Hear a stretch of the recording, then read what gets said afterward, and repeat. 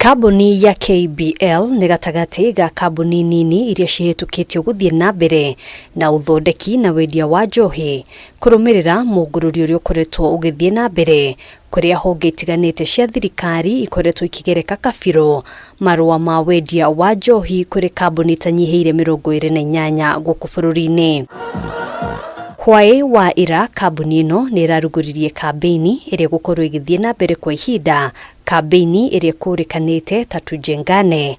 Kambuni ĩno ĩkĩrongoreria kwambatĩria baita kũhetũkĩra tabarĩra itiganĩte iria cigũkorwo arĩ kĩguni kũrĩ Akenya. We are giving 1 million to 4 of the top winners, and in that 1 million you are supposed to spend half a million, do whatever you want with it on your own, but the other half a million you must choose a community project and do something for community. AKIARIA hĩndĩ ya kũruguria kambeini ĩno, mũrugamĩrĩri mũnene wa kambuni ĩno Mark OCITTI nĩ eranĩirie atĩ kambuni ĩno ĩrĩ mũhari wa mbere thĩinĩ wa mbara ya kũhukia njohi THUMU na kũhetũkĩra honge itiganĩte cia thirikari.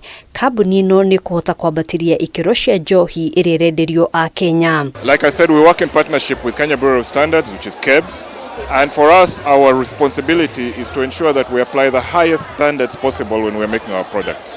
And that is why recently when KEBS and a number of other multi-government agencies came to visit us, they certified our production process, and our products were therefore certified as quality products and safe for consumption. Mwena-inĩ wake, mũrugamĩrĩri wa kĩwonjoria kambuni-inĩ ĩno Joel Kamau augĩte mũngũrũrio ũrĩa ũkoretwo ũgĩthiĩ na mbere wa kũhĩtana na njohi THUMU nĩ ikinya rĩega kuona ũũ noguo thirikari ĩngĩhota kũhukia njohi ĩno na kũhonokia andũ kumana na ikuũ iria ikoretwo ikĩoneka. I think it is a high time that the government goes through those changa, the illicit brews and all those things, and ensure that then the drinks that Kenyans are drinking are safe and they have all gone through the safety standard so that then Kenyans can celebrate life without fear.